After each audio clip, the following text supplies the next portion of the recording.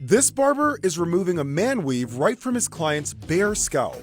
Some call it a cranial prosthesis, others call it a hair system. But for everyone, it's a temporary cure for baldness for men. Alone, this piece of fake hair, though, can cost up to $1,500.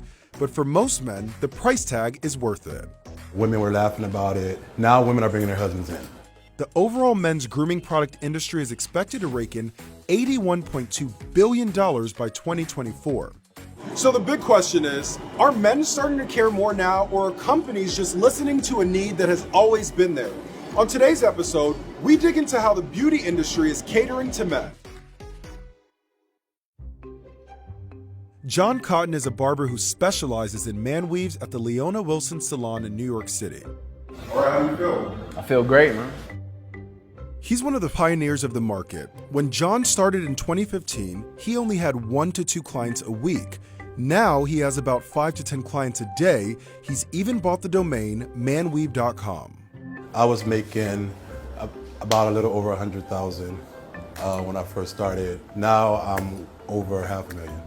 Women call me all day long. Can you do my husband? Can you do my boyfriend? He needs one done. Please help him. Women call me. Or women come and sit in the lobby, in the waiting area, while their husbands are getting their hair done. It used to be the opposite. On top of applying the weaves, John also sells the units, supplies products for the weave's upkeep, and teaches classes to other barbers. And he gets all types of requests, from long dreads to short dreads, silky tufts and kinky fros. His clients are of all ethnicities and nationalities, and generally between the ages of 30 to 50 years old.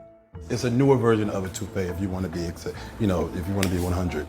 While toupees sit on top of the head without much adhesion, weaves are either sewn in or glued on.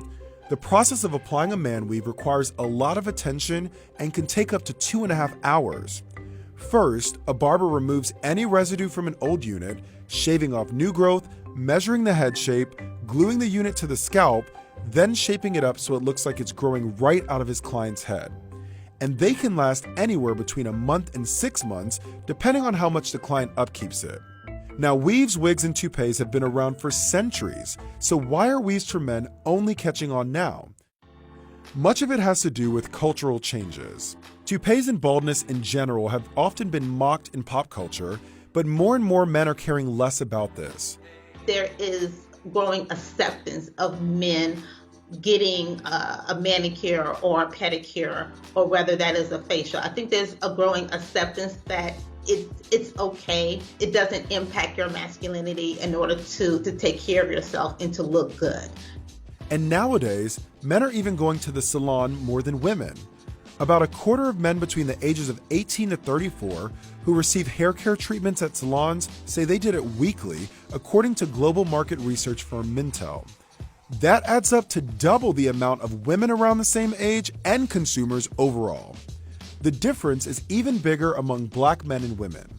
Black men visit the barbershop at least once a month or more, and that's in comparison to 39% among Black women. The most popular hairstyle among Black men is a simple fade or a Caesar. If that person is not skilled in cutting their own hair, they're more likely to go to a barbershop. Whereas women, we make it, that their hair cut every 3 months or every 6 months. The weave trend goes beyond salons. Barbers like Adrian Didell in Rochester, Minnesota began using social media to post videos to show off the technique. He started his YouTube channel in 2009, posting cut fade tutorials and later expanding it to man weave applications. His most popular man weave tutorial has already raked in 1.9 million views. The success of Adrian's videos highlight the fact that men want more of a well-groomed look, and for many that means extra tufts of hair. Most of John's clients deal with male pattern baldness, but one client in particular depends on his weave for a different reason. I do a lot of clients with alopecia. And I have a little boy, he's 8 years old. His mom took him out of school because he was getting picked on and he was getting bothered because he was bald, he didn't look like the others. And he came in and I gave him a unit and he actually loved it. He cried, I got emotional. And now his mom is able to put him back in school. He's in school and he said he just wanted to feel like everybody else. He wanted to look like everybody else, and now he looks like everybody else. While there are other alternatives like micropigmentation and hair plugs, Man weaves offer a non-surgical procedure for men who have lost their hair. So every 4 months, the unit is about 500. And every 3 to 4 weeks, depending on how you take care of it, it'll be 100 to like wash it, reapply it. I mean, it's an extra bill, but like I said, it's worth it. You can't put a price on hair. You can't put a price on youth. You can't put a price of how people look at you and how you feel about yourself. That's priceless. We just showed you some of the ways that barbers are helping men with hair loss, but your face is also important. We're about to go inside of Sephora in Times Square to show how the beauty industry is catering toward men, from skincare to makeup. This is where guys, I think, can get a little confused as to how to apply it. How much do I use? What do I use? For me, I think it's best to go less and build. And it feels very light. It's super light. It's hydrating, so it's really going to help with that hydration. And a lot of times guys just want one product.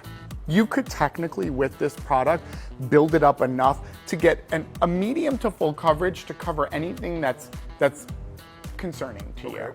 Next up we're gonna do is a highlighter. And what areas would you normally highlight, and why are you highlighting? Top areas. So only areas with a guy that I tend to highlight are the upper portion of the cheek, and sometimes I'll do the center of the nose. This is what I call like the cherry on top for when it comes to no makeup, male grooming, is a bronzer.